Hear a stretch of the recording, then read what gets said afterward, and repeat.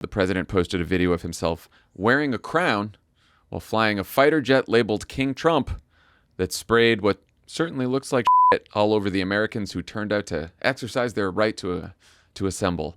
Guys, thoughts on the protest and the poop video? I just remember we worked in the White House, and I remember a president put his feet on the desk. That was a scandal. I remember we went from brown suit to brown liquid. We're in brown town. Shirts. Yeah. Welcome to Pod Save America. I'm John Favreau. I'm John Lovett. I'm Tommy Vitor. On today's show, we got Pete Hegseth and J.D. Vance celebrating the Marines by having them detonate artillery shells over California freeways. Donald Trump showing us he's not a king by musing about more domestic troop deployments and political prosecutions, all while the president of peace struggles to get a handle on Gaza, Ukraine, and a growing military conflict he's now started in the Caribbean. Then later, you'll hear Tommy's exclusive interview with Graham Platner, who's running for Senate in Maine and has had quite a week. He's had a week. There's been a lot of reporting on Reddit posts he made over the years, some of them pretty controversial. So we walked through a lot of those. We talked about his time in the Marine Corps and in the Army and deployed overseas and what it did to him, how it made him feel about the country, and a lot more. So check it out. Check it out. But first, organizers say that nearly 7 million people turned out to protest at more than 2,700 No Kings events all across the country, which would be 2 million more people than the last protests in June, and one of the largest single-day demonstrations in American history. The protests were almost entirely peaceful, quite joyful, and patriotic, with very few arrests. All this despite the White House and Republican leaders referring to the event as a Hate America rally and maligning the Americans who showed up as Hamas-loving terrorists and Soros-funded Antifa radicals. Not entirely wrong. But, that was just us.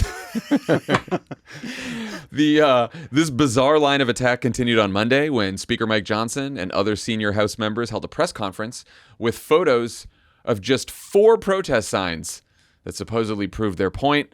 Here's what they said, along with Johnson's answer to a pretty shitty question. Congratulations, they didn't burn any buildings down. That's a big achievement for the left. We got to see on display what that Hate America rally we've been talking about was really all about. The Marxists, the radicals, and the Islamists, the Democratic Party promoted this weekend. What does it say that the President of the United States over the weekend released a video of him pooping on the American people? The president uses social media to make a point. You can argue he's probably the most effective person who's ever used social media for that. He is using satire to make a point. Yes. Satire?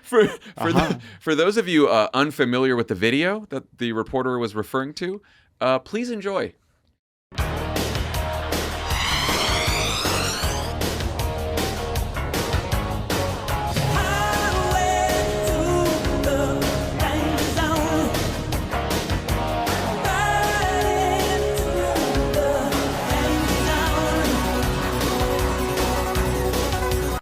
Now, if you're just listening to the audio of this pod, the president posted a video of himself wearing a crown while flying a fighter jet labeled King Trump that sprayed what certainly looks like shit all over the Americans who turned out to exercise their right to assemble. Guys, thoughts on the protest and the poop video? You can sort of take them one at a time. I did see that the New York Times described Trump as, quote, flying a jet that dumps brown liquid on demonstrators. And I think that's actually the only accurate thing you could say because it is AI. It's not clear where the brown liquid came from in the fighter jet that Trump was flying. It would presumably have had to been loaded up in advance, a payload, as it were. I just remember we worked in the White House, and I remember a president put his feet on the desk. That was a scandal. I remember we went from brown suit to brown liquid. We're in brown town. Shirts. Right. It goes coming next. It goes brown suit, brown poop, and then the brown shirts. That's a real bummer. Just shitting all over Americans. Did you see Kenny Loggins ask for it to be taken down because it's unauthorized use of Danger Zone? As he should. Song still bangs. As he should. There was also the shit hit an American flag too. That was in one of the scenes. Which is interesting because Trump has said that you can't burn the American flag and he's going to throw you in jail for a year. But I guess he is the king, so he can poop on the American flag. Yeah, if it bounced it off Harry Sisson's head and lands on a flag.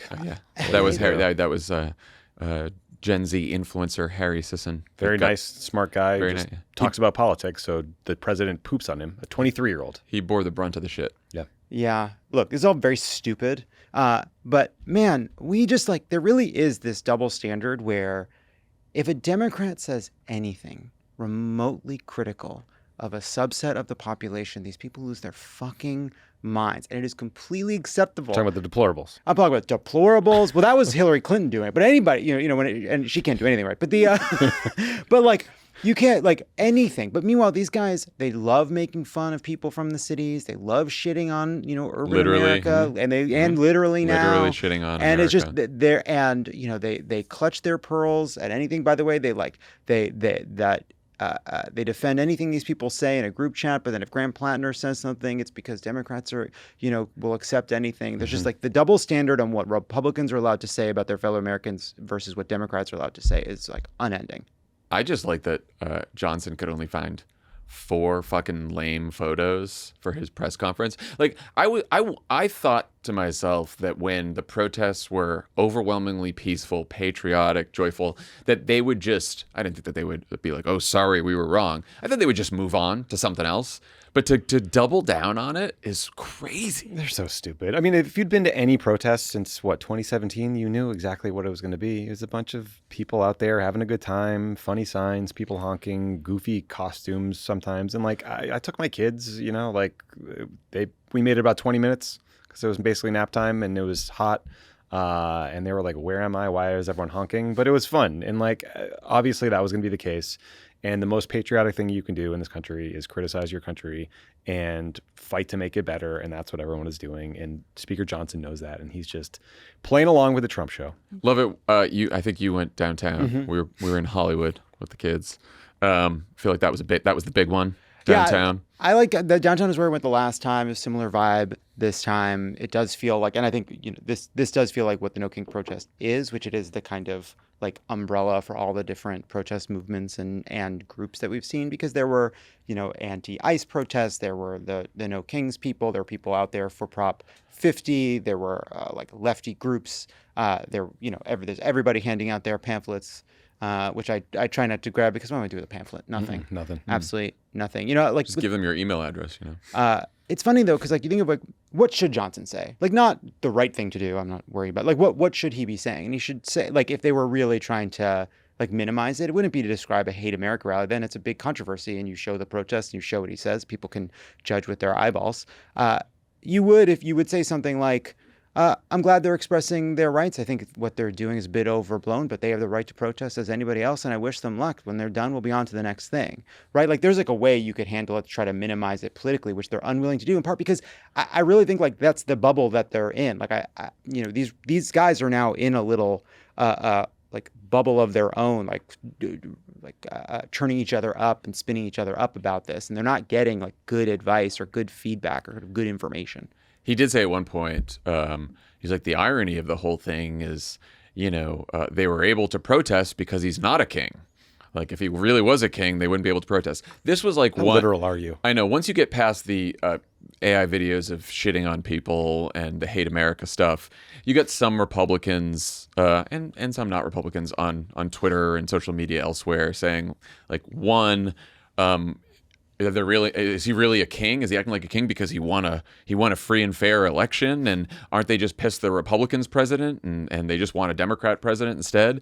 And then the other critique was, what was the point of that? What were they trying to do? What would you say to people who said, what was the point of that? Yeah, just because someone was duly elected doesn't mean they can't do an autocratic takeover faster than you could imagine or slower. Seen that a few different places throughout history.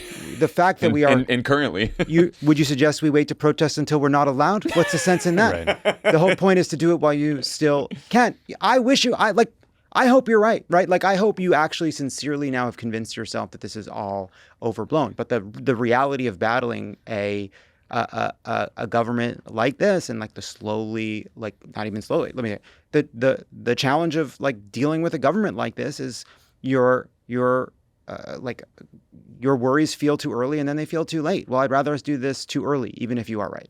Yeah. I do think that it was the point of it was for a lot of people in the country who don't like what's happening and are probably a little scared, you see that other people came out, and you're like, wait, I'm not alone. There's a whole bunch of people who had the courage to come out and protest. It went okay. We did it. It gets people like excited. It also sends a message to Trump that because like they can say whatever they want. They see the pictures. They see the numbers. Like they know what it means. And so I think it's really important to like have that show of, protest. He barely won the popular vote this time, but now his approval is underwater. A lot of people who disapprove of what he's doing were out there on the streets, and it's, sending a message to him and also sending a message to the midterm. It's also like this is not it's hard to get our minds wrapped around. This is not just like election to election anymore. This is like now, if in facing an authoritarian takeover of the country, it's going to take like a long movement that spans many elections and maybe many years, to be honest. And I think getting the muscle going of getting out into the streets and protesting when we need to is really important. Absolutely. I also would say, by the way, it doesn't take right now in America very much courage to go out there on the street. It's completely safe for everybody to protest. We don't live in an authoritarian regime. There are but people needed to know that. I think that's why it was good to do it, because people are like, okay, phew, you're right. Totally. No, totally agree. But like there are acute and very serious threats and warning signs about how dark this could get. For a lot of people, they already live in an authoritarian state. If you're an undocumented person, you already live there. Different people are having a different experience of this, and it's affecting. If you're James Comey, you're in it, right? Like it doesn't happen everywhere all at once. I do think when people say like, what was this all for? What is the point of that? First of all, it's a show of this incredible amount of people that all feel the same way, that are part of this big movement. That's great. But I would say when you see that there are 7 to 8 or whatever millions of people that are willing to come out this way, very organically organized, it does tell you that there's a big amount of enthusiasm and energy that isn't being directed, that isn't being used effectively in the days in between, that there are ways this big group of people can be mobilized to do more than just stand up and like make their voices heard during a protest. There are ways we need to be activated to make us a political force that corporations or institutions, colleges, media companies, others are more nervous about, are more worried about. I do think that's the next phase. J.D. Vance and Pete Hegseth spent No King's Day a few hours south of here at Camp Pendleton to celebrate the 250th anniversary of the Marine Corps.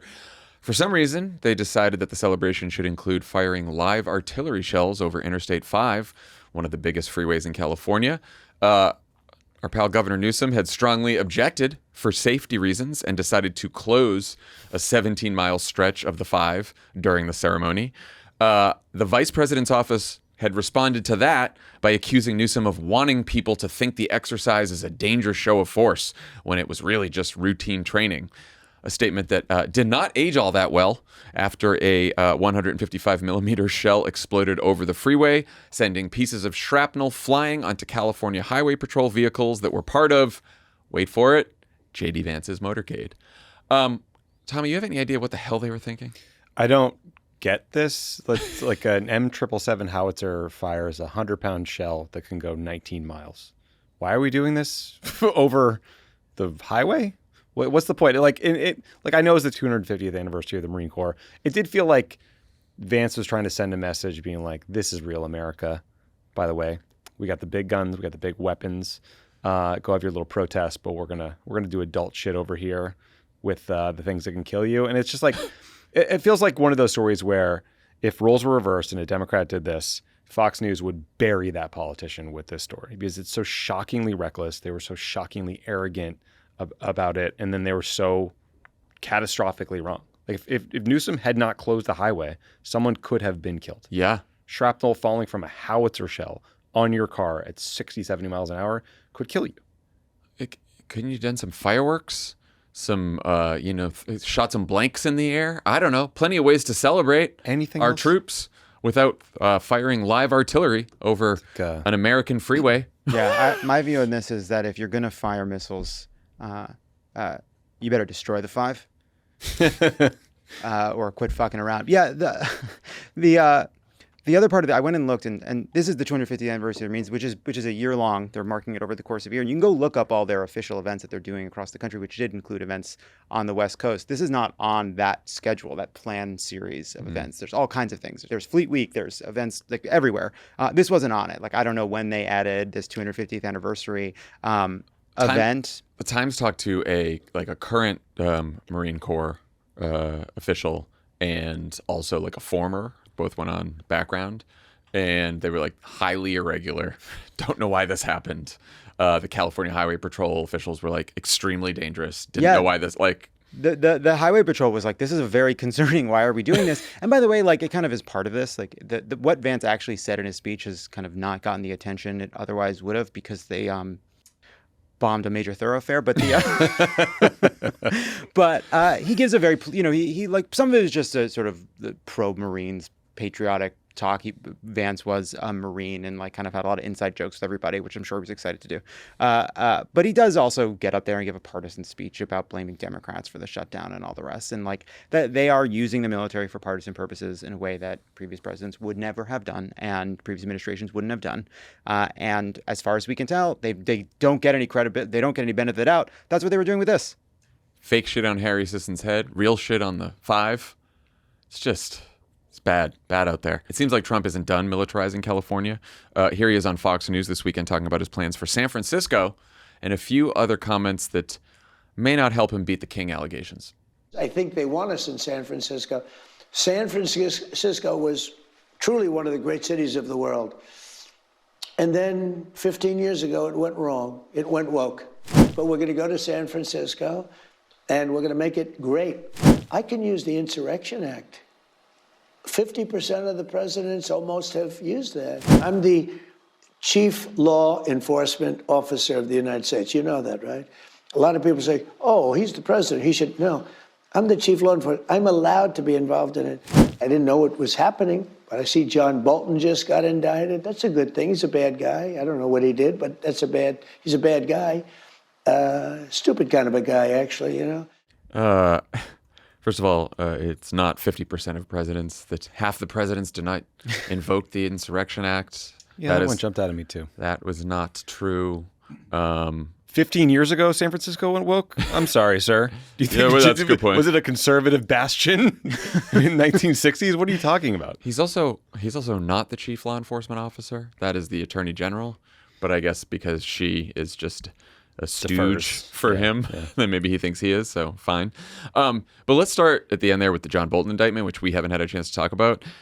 Bolton has a special place on Trump's enemies list after Bolton published a book about his time serving as Trump's national security advisor. Wasn't favorable. But this indictment lays out a case that seems a bit more serious than the charges against Comey and Tish James. According to reporting by CNN, when he was briefed on the case, FBI Director Kash Patel said helpfully, "Why isn't this motherfucker in jail yet?" What do you guys make of this one, Bolton one? So that quote from Patel I felt like revealing of like why this one is very fraught, right? And it is a bit different than the Tish James one and the James Comey one and others that they've been trying.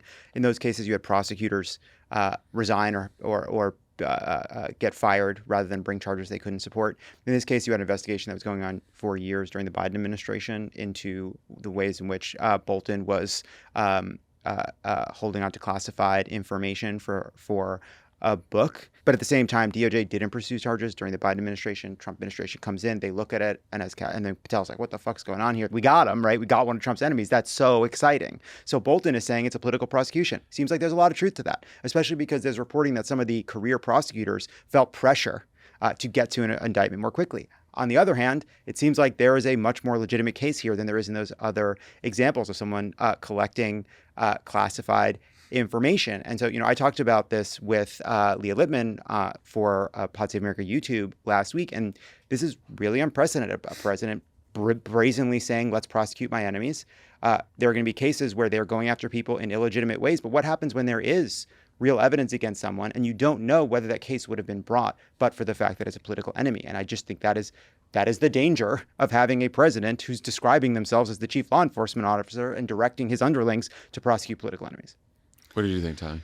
This whole thing is so weird. I mean, I got this one so wrong if the underlying facts are true, and there's a lot of reasons we shouldn't trust DOJ or Kash Patel and the FBI guys. But I assumed for those who don't know, John Bolton's like an old school warmonger. He's like a Bush era warmonger or Iraq war guy.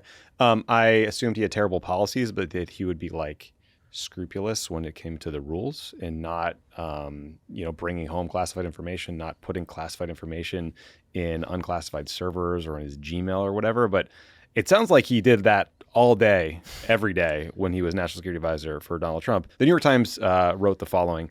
After sending one 24-page document about his time as the National Security Advisor, Mr. Bolton followed up with a message that read, "None of which we talked about," 3 exclamation points. One of the recipients wrote back, "Shh." These were emails or I assume Signal, like some sort of messaging app messages with his wife and daughter.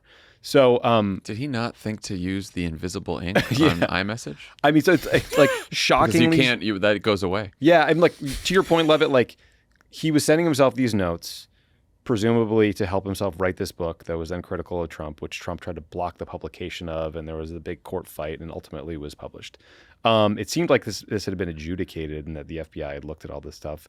The Trump administration came back. They raided his house in August. They found these notes and printed copies of his diaries and all the shit. And on top of that, it sounds like the Iranians hacked his email and got all this stuff and then started sending him threatening emails where they were suggesting that they would leak the fact that they had all this classified information as a form of blackmail. And so he informed the FBI about the hack, but not about the sensitive information within the hack, which is a little sketchy. I don't know. So it's all really weird. He seems like he's royally fucked. He seems like he made some serious mistakes. I still think it's a political prosecution, but it's quite surprising. Tehran 1, Bolton 0. Yeah. Right, but then you think like, well, this is what makes it so strange. It's like, because these are like the sort of the damning moment of like, shh, I sent this stuff, right? But he's a smart guy. He also took all this information, turned it into a book, which he gave to the administration to do a nonpartisan career review. That went through the review, not all the notes he sent. No, of course not. Of course not. But like the problem, right? And this is why it seems there's some reason to believe why the Biden administration didn't pursue this is a lot of people take notes that they deem unclassified, that they take out with them. I'm not saying what Bolton did wasn't crazy, but that they take these notes. If you went through the records for any of the materials people are collecting for books, would you find classified information? The answer is almost certainly yes, because every time someone goes and grabs a box from Mike Pence's house or Joe Biden's house, there's some classified material, or there's stuff that isn't necessarily part of a classified memo or brief, but that is classified because of the information contained within it. And that is a dangerous thing to pursue. So like you're left like, if John Bolton is being politically prosecuted for a crime he did commit, like that doesn't necessarily mean it shouldn't be dismissed by the courts because he's being targeted, especially because of his criticism of Trump. Yeah, I mean, zooming out on the whole thing, what matters is that the government applies the law equally to everyone in the country, regardless of political party or friendship or with the president, or if you've criticized the president, right? And Biden's Justice Department, did they charge Donald Trump? Yes. Did they charge the president's son? Also, yes. That would be an example of, okay, some people may have committed some crimes, but it doesn't matter who they are. We're going to charge them anyway. And if that was the kind of administration, then we would all be like, okay, here's the indictment. Let's see what happens with John Bolton at trial, and who knows. But like, you can't do that now. Equal treatment under the law would argue that Pete Hegseth should be getting prosecuted right now for putting a bunch of targets we were about to bomb in Yemen into a Signal chat with his wife and his personal lawyer, right? Like, clearly there's no fairness in the treatment of these two individuals. That said, I'm just blown away that John Bolton would put this all in email. It's nuts. And there's like, and it's like the what you're like guarding against, and when you classify something as damage to national security, the fact that the Iranians of all places, of all countries, hacked his email and got access to all this stuff is so bad. God, they're going to find out that Donald Trump's an idiot. But like, we can't. That's our information. That's a secret.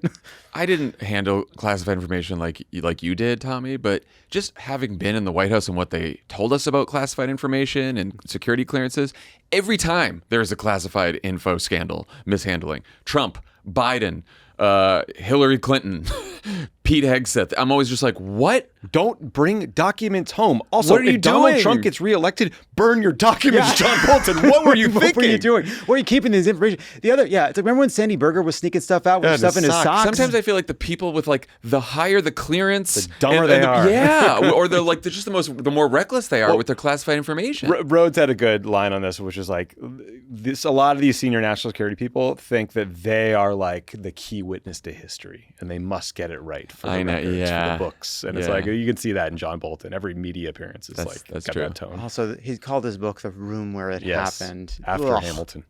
Yeah, that's wonderful. That's our cringe. Meanwhile, Meanwhile, Trump just commuted George Santos' sentence, speaking of cringe, after speaking to him about personally.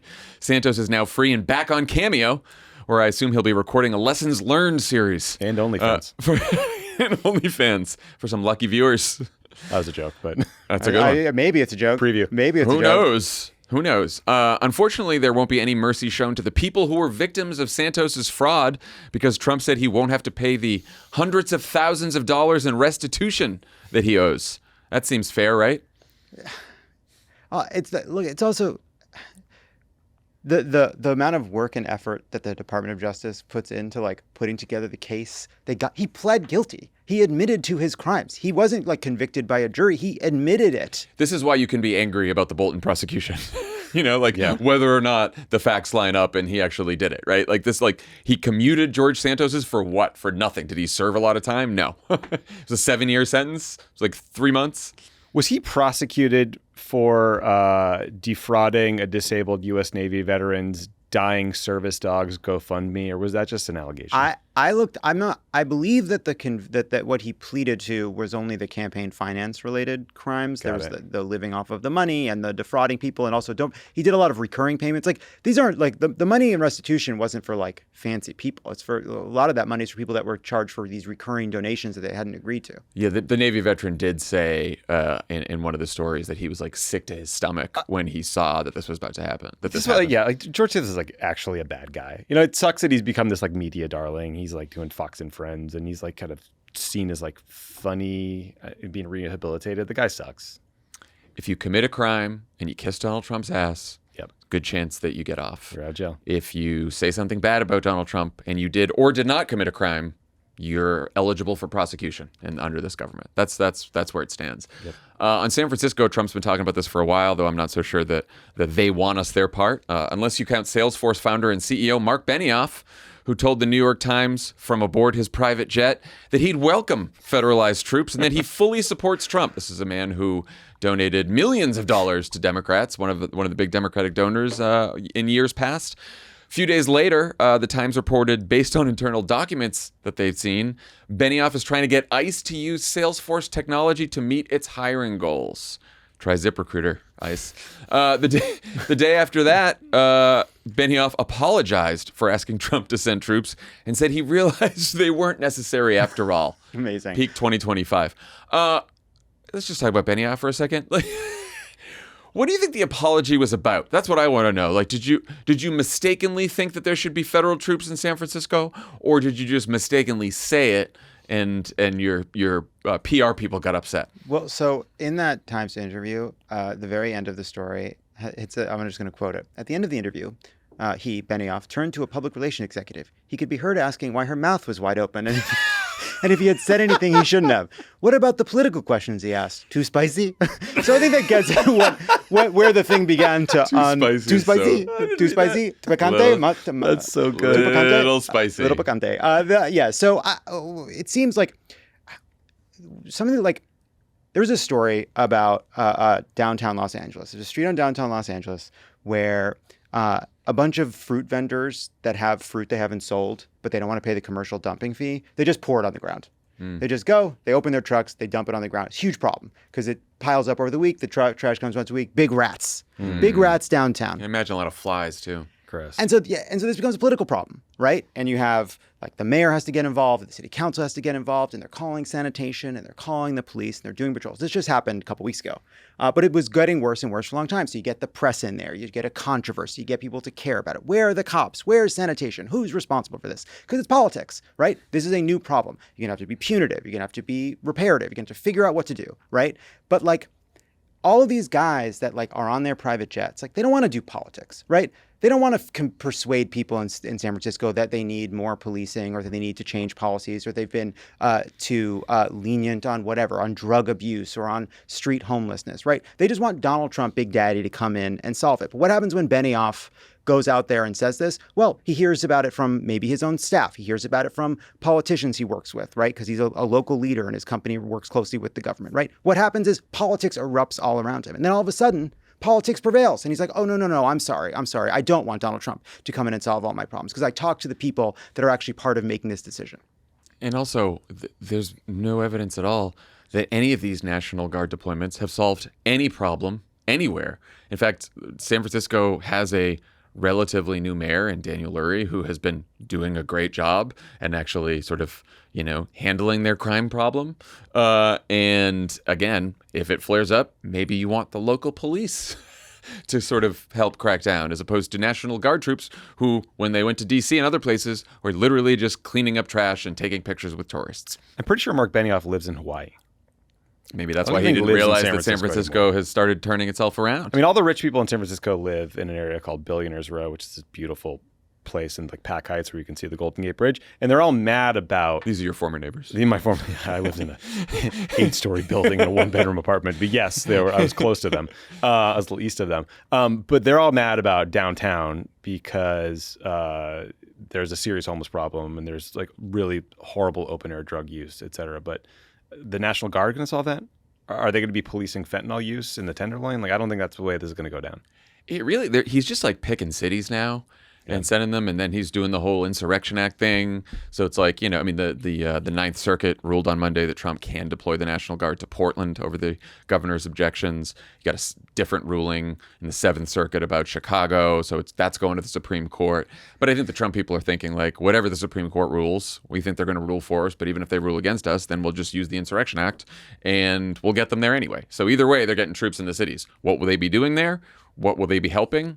There's just no plan. There's nothing realistic about what they would actually do to help solve anyone's problems. It's just, I think, a show of force to fucking scare people. Maybe snatching nitrous balloons in Dolores Park.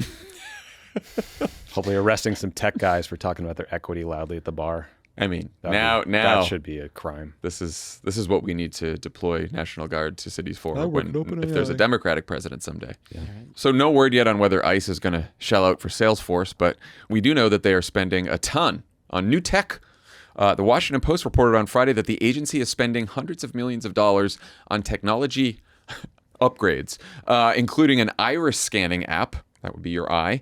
New surveillance drones and software that allows them to hack into people's phones or track their location without a warrant. Lovely. Remember that Trump's bill earmarked $170 billion for border and immigration operations. So they got a lot of money to play with here. $172 million of which they're apparently using to buy 2 brand new Gulfstream jets for Kristi Noem.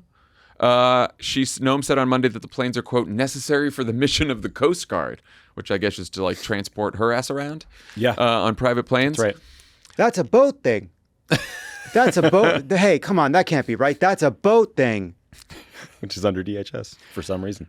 I think the worst part because of 9/11. Yeah. So I think the worst part about the story is that, as I was reading through it a couple of times, like DHS and ICE refused to even say, when asked by members of Congress or reporters, that they won't hack into the phones of American citizens without a warrant. Like, which leads you to wonder, how are any of us supposed to know that our government isn't spying on everything that we say? And they could be. I mean, this is the scariest part of them designating Antifa as a terrorist organization, because it allows you to unlock all these authorities to spy on people and do things that are just that are not constitutional. And, I think there was a point in time when spying was a time and labor intensive thing. You like wiretap a house, you have to record everything the person's saying, someone transcribe it, you like piece it together. Now it's all bulk collection and it's all searched with AI. Oh, and it's thank you, Sam Altman, again. Yeah, thank you, tech. And it's just very scary to think what, DHS with certain authorities and certain technologies and a big Palantir contract could do. We could all be swept up in this stuff. Well, it's also like so many of these actions that the Trump administration is taking, like pretty quickly get challenged in court. And this is like, who's going to challenge it in court if we don't know that they're spying on us? Like, hard. I don't know what, like, I know Congress is trying, but you get some Democrats asked, like, hopefully maybe you get people like your Rand Pauls and your Thomas Masseys that are concerned about this, but like, what the fuck?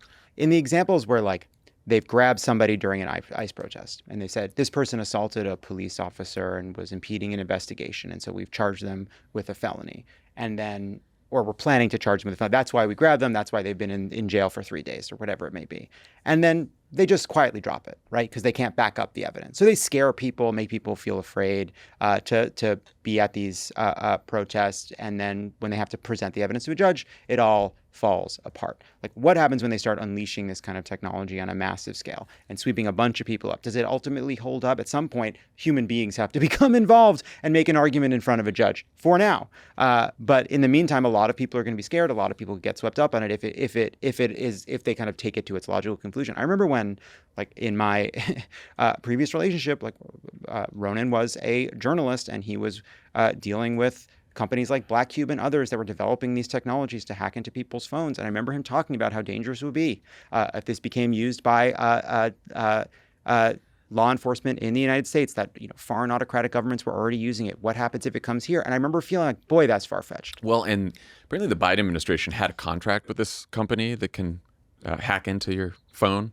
without you knowing. And when it came to light, and there were like civil libertarian concerns about it, they like canceled the contract back in like 21 or 22. And of course, the Trump administration probably came to office and was like, "What? You canceled the contract? This is amazing. We want this.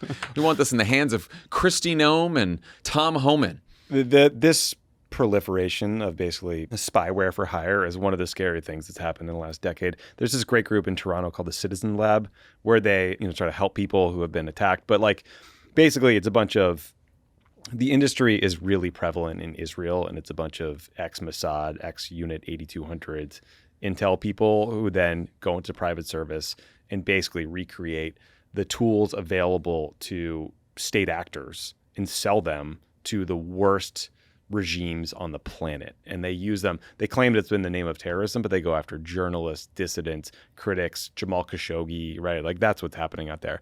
And the scary piece of this for us Americans is that DHS has been fully politicized, right? Like, Corey Lewandowski, Trump's on again, off again campaign manager, is reportedly like the shadow Secretary of Homeland Security, maybe also dating Kristi Noem.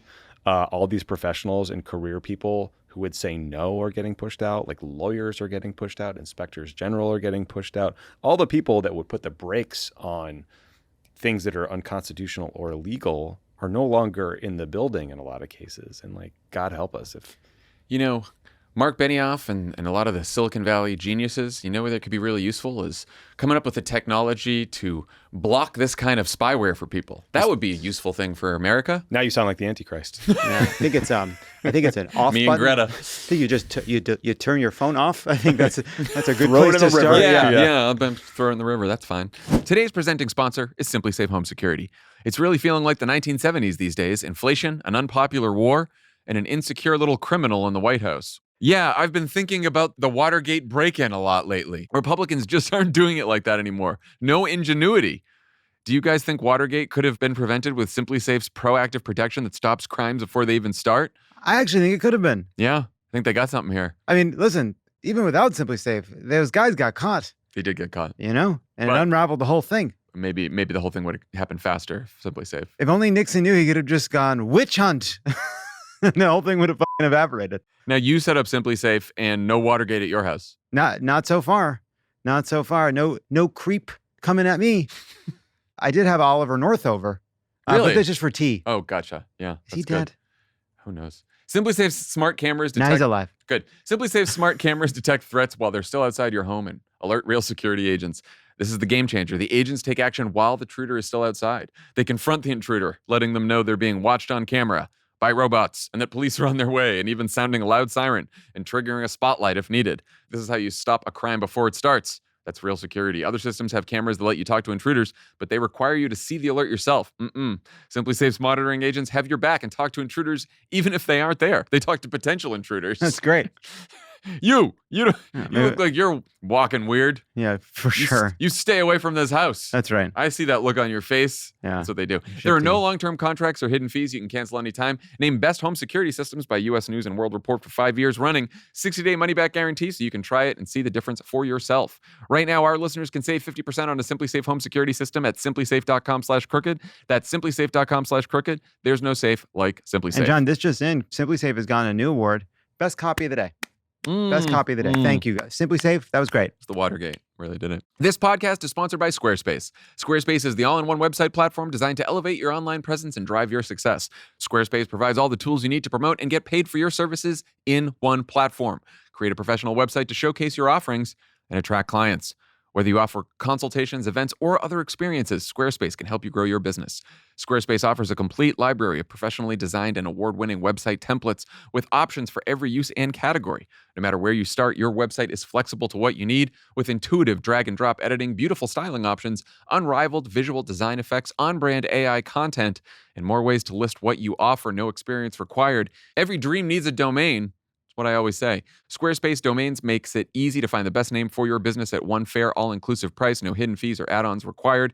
Every Squarespace domain comes with advanced privacy and security tools included to ensure your domain remains online and protected. Plus, Squarespace provides everything you need to bring more of your dream to life, whether that means building a website or adding a professional email service.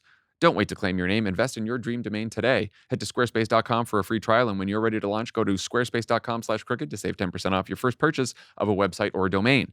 That's squarespace.com/crooked. The peace president is also very busy bringing peace to our southern neighbors, whether they like it or not. He recently ordered the 6th and 7th known military strikes on boats in the Caribbean Sea, allegedly carrying drugs. The strikes occurred last Thursday and Friday, although we only found out about the 7th strike after Pete Hegseth tweeted about it on Sunday. Trump announced on Saturday that 2 survivors of Thursday's strike are being repatriated back to their home countries, Ecuador and Colombia, for, quote, detention and prosecution. On Saturday, Colombian President Gustavo Petro posted on Twitter that an attack in September had killed an innocent Colombian fisherman in Colombian waters and accused Trump of murder. Trump then accused Petro of being a, quote, illegal drug dealer with a fresh mouth toward America. A fresh mouth. He said he would cut off aid to Colombia, subject them to new tariffs, and seemed to threaten an invasion. Meanwhile, huge amounts of American military personnel and equipment are massing in the Caribbean as Trump continues to hint at some kind of offensive against mainland Venezuela. Tommy, what's the situation down there right now? Is this saber rattling? Is this actual prep for war? Like, what the fuck are they all thinking? I'm really, really scared about what's happening with respect to Venezuela. Like, I saw a paper from CSIS the other day that said more than 10% of all deployed U.S. naval assets are currently located in the Southern Command area of responsibility. So remember, we've all been talking for like a decade that China was the real threat, and dealing with them in the Pacific, that was the threat we had to counter. But 10% of naval assets are in the Caribbean for Venezuela. Like, that's pretty disconcerting. And just think about the policy that we just talked about with the bombing of these boats that are allegedly narco traffickers. So the people on these boats are so dangerous and such a threat to the United States that the U.S. military can kill them without a trial, without charging them with anything, so extrajudicial murder. But when we capture them, we return them to the countries they came from. We don't bring them to the United States to prosecute them. That doesn't suggest an administration that is confident in the legality of what it's doing, right? I haven't heard of a legal justification yet for this, except for Marco Rubio saying, well, we've designated Tren de Aragua as terrorist organization, but like the U.S. government designates a foreign organization as a terrorist organization, that does not then give you the right to kill them. Like it's suddenly a war. It does give you a right to like freeze finances and gives you some other tools, but that doesn't give you the right to do extrajudicial killings. Their justification is that because they've described the drug cartels as terrorist non-state actors, the members of those cartels are unlawful combatants, which they can kill at any time, I guess anywhere on Earth. Which they also can't do because Congress did not authorize that action. There's like no the reason that Al Qaeda fell under that is because Congress authorized the action. I don't think they should be doing it. No, I'm just saying, like it's even crazier. It's not justified. But the forget like not being able to prosecute them. Wouldn't these people have information that you want? You claim that these are the most dangerous people on Earth. That risk of killing 25,000. This one boat could kill 25,000 Americans. You don't want to ask a couple questions? Yeah. Well, who do you report to? I think the broader challenge is, like, first of all, they're making up this policy rationale because fentanyl is not produced in Venezuela. It is chemicals from China. They get shipped to Mexico. They get turned into fentanyl there that come to the United States. That's how it goes. That's how it works. Everyone knows that. Cocaine is a problem in southern Colombia. Yeah, but like 60% of cocaine, I think, is produced in Colombia. A lot of it goes through Ecuador. Maybe 10 to 13% of global cocaine supply goes through Venezuela, according to the State Department. A lot of demand at Mar-a-Lago. A lot of demand at Mar-a-Lago. What this is an ideological desire to take out Nicolas Maduro, the president of Venezuela. And like, let's just be clear, he's a bad guy. He's a left-wing autocrat. He lost the last election, and then he stole it. Like, I'm not a Maduro fan. But again, you have 10% of naval assets deployed to the Caribbean. You've got the president having the CIA, he signed off on the CIA taking covert action in Venezuela to do we don't really know what. You've got the military like practicing operations 90 miles off the coast of Venezuela, and all of Venezuela, the government, the people are preparing for war. Like they think there's going to be an invasion, and if that happens, like Venezuela's a big ass place. It's the size of France and Germany combined. They have like pretty real deal, pretty modern Russian air defense systems along the coastline. Like everything about this is so insane to me.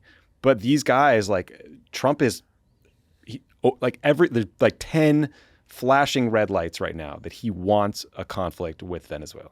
I mean, you know who else wasn't a good guy who didn't have a lot of fans in America? Saddam Hussein. Was that a good idea? Or Kim Jong-un. to take him Vladimir out? Putin. Also, like, are we drawing Colombia into this too now? Because he's a lefty president that they don't like? Well, Petro was mean to Trump when he was at the UN. He said something about Palestinian rights, so we like kicked him out of the country, and now I guess we're threatening them. Yeah, I also worry that one lesson Trump takes away from like Iraq and other conflicts is as long as there are no American boots on the ground, you can really get away with whatever. The American people don't see it as a war unless there are American troops on the ground. And so he thinks that he can escalate, and now all of a sudden we're in some kind of a bombing campaign against Venezuela, and we're getting deeper and deeper into this conflict, but he doesn't worry about the political ramifications of it because he is afraid of putting troops on the ground. Yeah, I think the boots on the ground he probably knows would be crazy. I don't think airstrikes is off the table. I think it's probably pretty likely. I mean, he keeps threatening, like, now we're going to take out the land crossings, which means bombing Venezuela proper. I've talked to people who worked in the first Trump term who said, like, it really seemed like he wanted to take out Maduro then. And when he says, like, we should have taken the oil, he sincerely believes that. And Venezuela's got a ton of oil reserves. And I think they think that they could take out Maduro, maybe install some more, U.S.-friendly dictator in there, and then things will be better. But I think that's insane. I think it's very likely that if you take out Maduro, there will be power struggles and civil war and a migration crisis that makes the one we've seen to date from Venezuela look pretty tame. And I'm sure we'll welcome everyone who comes from Venezuela and potentially Colombia, right? On the other hand, letting the CIA stretch some old muscles. Right. I know. A South American coup? Yeah. John Bolton will be like, fuck this up. This is what I'm made for. Should have stuck around. I know. No longer in the room where it happened. Yeah. Not every country in Latin America is at odds with the Trump administration. One place where the relationship is going swimmingly, for lack of a better word, is Bukele's El Salvador. On Sunday, the Washington Post revealed that in order to gain access to CICOT, the Salvadoran torture dungeon where the administration ultimately sent hundreds of migrants, including Kilmar Abrego Garcia and Andre Romero, Marco Rubio promised Bukele that the Justice Department would, per the Post headline, betray U.S. informants. Tommy, you and Ben covered this story on Pod Save the World. You've talked about it here before too. But any new details from the Washington Post Rubio story that you think are worth mentioning? Yeah, I mean, I think the very, very quick backstory is in 2019, Trump set up this effort called Joint Task Force Vulcan, which was this law enforcement initiative that was designed to take down MS-13. As part of that, they arrested a bunch of people from El Salvador, brought them to the U.S., and were prosecuting them. Fast forward to Trump 2.0, and they cut this deal with Nayib Bukele, who calls himself the world's coolest dictator, who's the president of El Salvador, where the U.S. gets the ability to send these men, Venezuelan men mostly, to this transnational gulag called CICOT. And in exchange, Bukele wanted back some of these guys the U.S. arrested as part of Joint Task Force Vulcan from the United States. And it all speaks to the fact that Bukele's government cut deals with the gangs to reduce crime. Basically, he cut deals with these gangs. Some of his people cut deals where they said, kill who you want to kill, but just hide the bodies better. So it's not a public thing. So it's not a political issue. And the gangs did in political favors. And what we learned in this Post report was that Rubio personally assured Bukele that the U.S. would hand over MS-13 leaders, even ones that we'd cut deals with to get information. So like immunity for information or some sort of like treatment for information. So Rubio just like undercut people that agreed to work with the United States. And this is not just about like, oh, we should have been nicer to the gang members that we who cut deals with us and were informants. Donald Trump has, reliably informed us for 2 administrations now that MS-13 is incredibly dangerous, and that we've got and they're walking among us, and they're murdering Americans, and so we've got to crack down on MS-13. So what do? We have a Justice Department and FBI trying to build cases against MS-13, try to flip MS-13 members so that they can give them information that would help them, sort of capture other MS-13 members. And instead, we make a deal with a government that has let MS-13 members roam free and kill people quietly in their country, and just sort of ruin the cases that all of the law enforcement officials in the United States spent years building against MS-13 with these informants. For what? So we could send them to the gulag, where they were sent back to Venezuela after that. Like, this was for nothing. So they could just have like snuff films of people being tortured and scare everyone about about CCOT. Like, there was no benefit to any of this. There was 60 Minutes did a story about this over the weekend of what it was like being inside the Department of Justice while this was all unfolding, and you had this incredible amount of pressure to get these planes into the air, which included lying if not just misleading a judge about what was happening in real time, all because it was so urgent to get these planes off the ground as quickly. Planes of Venezuelan men to El Salvador off the ground as quickly as possible, and it all came to what? Just nothing. Nothing. It just speaks to look, so what we just talked about was Trump threatening to invade or, sanction leftist leaders in Latin America, and his right-wing buddies, Bukele, Javier Milei in Argentina. People go to CPAC and kiss his ass and are willing to do his bidding on immigration. They get favors. They get, gang members who could turn on them, return to them. They get $20 to $40 billion bailouts if you're an Argentinian. Yeah. So it's the League of Autocrats. Completely personalized foreign policy. It's the illusion of order and control. And in reality, it's just a corruption racket, and fuck everyone else. You don't get real protection. You just get, Trump and Bukele and everyone's having the illusion that they are tough on crime. Yeah, I mean, and look, Bukele did reduce the homicide rate, but he did it by indiscriminately throwing thousands of people in jail without charge, many of whom did absolutely nothing wrong, and they're just rotting in hell now. Yeah, and apparently also letting gangs just kill people, but quietly, so that we don't have to report it. And letting gang leaders walk free if they help him politically. Let's talk about one war Trump has so far failed to resolve. The Friday meeting between Trump and Ukrainian President Vladimir Zelensky was apparently not as, quote, cordial as Trump claimed. The Financial Times called the meeting volatile, the Washington Post tense, and CNN acrimonious. But every outlet confirmed that Trump pressured Zelensky to give up a critical region, the Donbass, to end the war as quickly as possible. Coincidence of all coincidences, just a day earlier, Trump had spoken with Russia's Vladimir Putin, who again demanded part of the Ukrainian territory.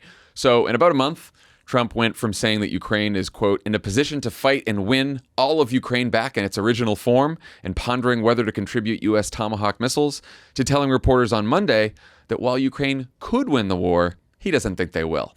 Tommy, Trump has taken both sides of this one a lot, but it's pretty clear he's more easily swayed by Putin than by Zelensky, or at the very least, the last person he talks to. What do you think that's about? Is it more he loves the autocrats, or is there something else going on where he's just... I don't know, man. The more times this happens, my head goes to straight up 2017, it's Mueller time conspiracies, because there's just no making sense of this. Oh, right, yeah. Yeah. It's baffling. My mind goes to, he's an idiot who I know he's a feral genius at marketing and communication, but he's an idiot when it comes to the last person I talk to, I'm persuaded by, and Putin's going to butter me up and say this to me, and so I buy the talking points, and then I'm going to be pissed at Zelensky. Yes, but he just had the Alaska summit in August. I think going into the Alaska summit, Steve Witkoff, his Swiss Army knife golf buddy turned diplomat, had met with Putin and came away with a totally inaccurate impression of Putin's policies. He thought Putin was ready to make a bunch of concessions. That didn't happen. So then they go to the meeting in Alaska, and Putin gives on nothing. Apparently spent 2 hours lecturing Trump about 17th century Ukrainian history and all the bullshit Putin does all the time. And Trump nearly walked out of that meeting and then canceled the lunch and left early. And to save face, had to pretend that things went okay. but it was disastrous and he was angry. And that was why he started sort of talking up the Ukrainian side afterwards and like saying like, oh, yes, we could support a security guarantee if it comes from Europe and we could be a part of that in some sense, or at least sell them weapons. And then he set up a bunch of fake like in 2 weeks deadlines. Like, I'll let you know in 2 weeks if Putin's tapping me along or not, or whatever it was. And so like nothing happened. And then in the lead up to this meeting, there was all this conversation about giving Ukraine Tomahawk missiles.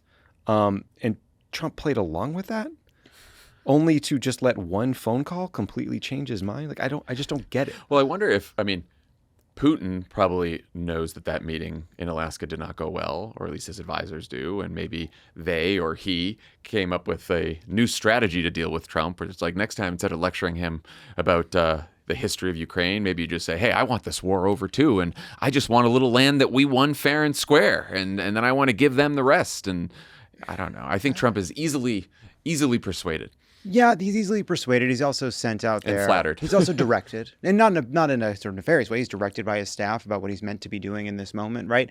You can make sense of a lot of what's happened since he's become president a second time. If you take out this strange aberration of him suddenly becoming basically a neoconservative for like 2 weeks, right? On Iran. On Ukraine, when he goes and he says, actually, I think Ukraine could win and we're going to get behind them, right? Like, you can take that out. And then he would have been like, like he's valueless. He doesn't care that Putin is the invader. He accepts the Putin language on like what happened here, and that he accepts that this is some sort of long-standing conflict that could only be resolved by both sides making concession because, oh my God, they hate each other and I'm going to be the one to end it. There was just this strange moment where he suddenly sounded correct and said the right things according to all the kind of foreign policy establishment types. And you have to wonder, like, did someone say, hey, we're trying to get something in these negotiations right now. Can you go out there and, signal that you'd be willing to be harder on Russia? And he only has he only goes 100, he doesn't have, he's not a subtle man. But you can't make sense of it because he's not a sensible person. Meanwhile, the eighth war Trump claims to have resolved briefly roared back to life on Sunday. Israel cut off aid to Gaza for the day and launched a series of deadly airstrikes after saying 2 of their soldiers were killed. Although Hamas denied involvement, both sides accused the other of violating the ceasefire. But as of this recording, both also maintain their commitment to the deal, with aid reportedly flowing again on Monday. Vice President J.D. Vance is also expected in Israel on Tuesday after Trump's co-Peace Prize winners, Steve Witkoff and Jared Kushner, spoke with Netanyahu in Israel on Monday. What's your sense of the fragility or strength of the deal, Tommy? Do you think this is a big deal, or? It's hard to say. I think my fear is that Trump will primarily view success as being getting the hostages back, and that's all he'll care about. And so if once a week the Israelis breach the deal, bomb some targets in Gaza, restrict aid, refuse to open the Rafah crossing, he might just not care about that. And again, this is what's been so frustrating about the coverage of this deal generally. I give him credit for doing getting a ceasefire and a hostage release. Nothing about this is a permanent rethinking of governance in Gaza. None of it's about Palestinian determination. There is nothing about a next generation of leaders for the Palestinian people. It was just this little narrow thing, which is a big and important piece of it. But Gaza reconstruction is going to be a generational project. The war's not really ended. The war's not over. And figuring out how that next part can begin is going to require Hamas disarming, some sort of stability force, all these other steps. And it's kind of bumping along. Yeah, it certainly hasn't been a 3,000-year peace as he claimed it would be. It wasn't even, maybe 3 days. And so it's is it a ceasefire? At this point, it's kind of a cessation of hostilities you hope holds. But it's Trump's ego then gets wrapped up in the fact that he considers himself a peacemaker, and he looks at any ways in which that's violated as an ego wound to him. So when there are the videos of Hamas killing people inside of Gaza, he defends it in a deeply strange way. He's those are criminals. Don't worry about that. Until he realizes it's getting to the point where it's reflecting poorly on him. And then he says, we're going to actually eradicate Hamas if they break the ceasefire. And so everybody dealing with Trump knows that it's about how it looks to him about him. Yeah.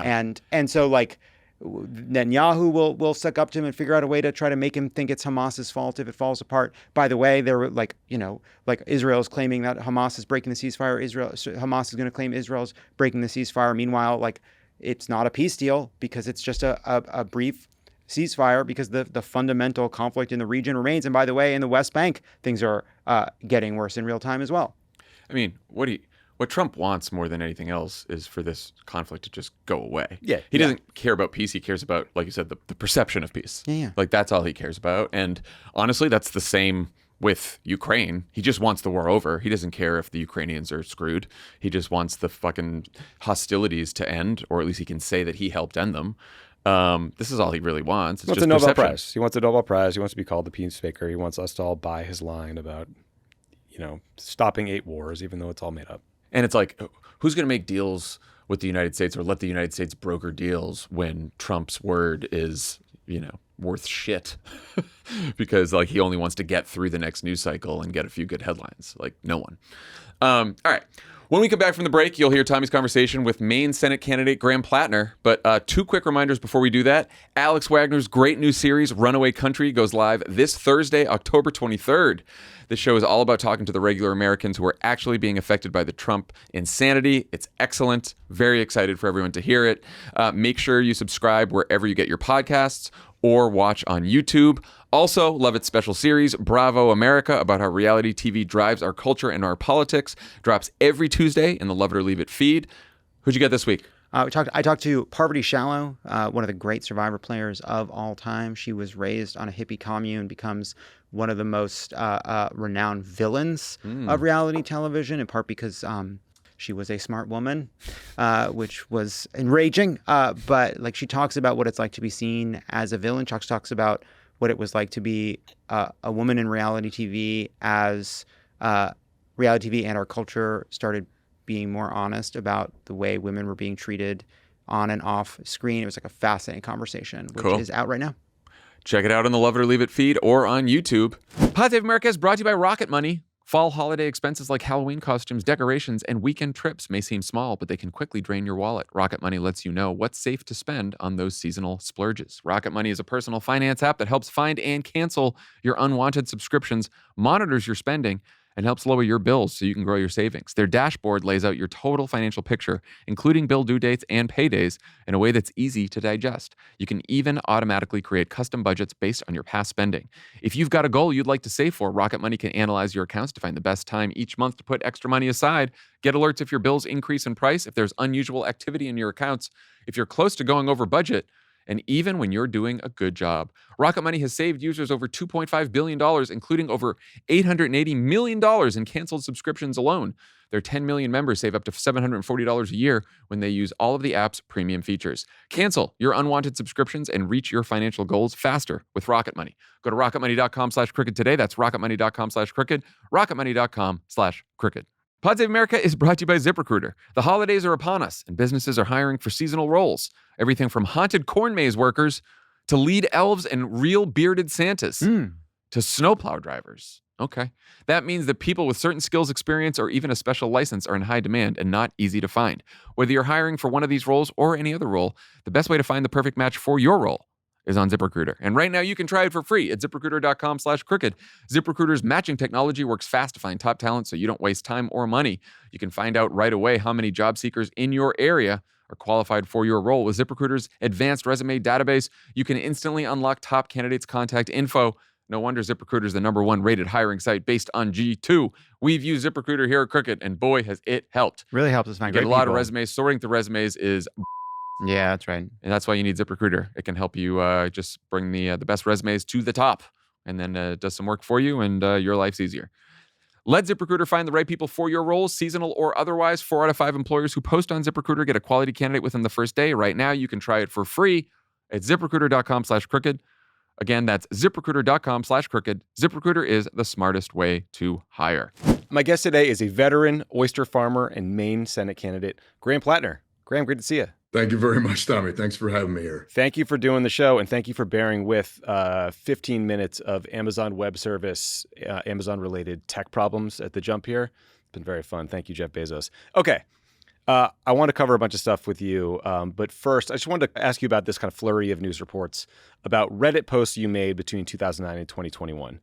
There's an Axios headline this past week that described the week for you guys as Bernie back Maine Senate candidate melts down. So maybe by the end of the conversation, we can fact check that headline too, and you tell me if that's how you feel. Interesting. Axios, yeah.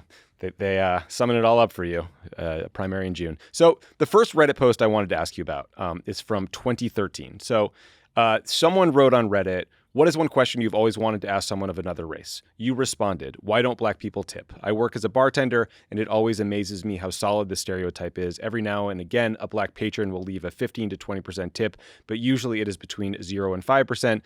There's got to be a reason behind it. What is it?"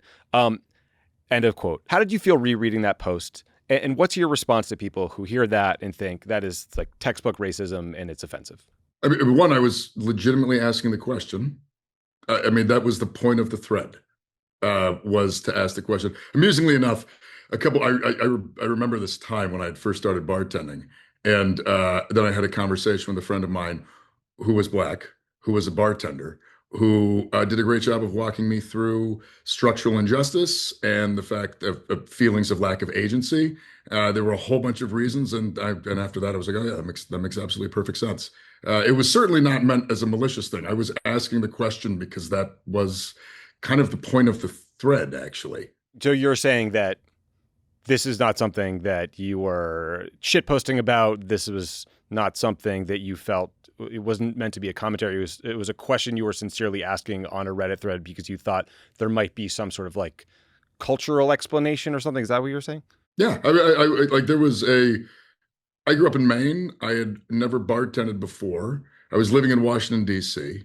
And I honestly, I reread a lot of the comments for obvious reasons. Many of them I'm like, oh God. That one I must say, I was legitimately curious. And it was not, certainly not meant in any malicious way. And I got an answer soon afterwards in reality from an actual person, but.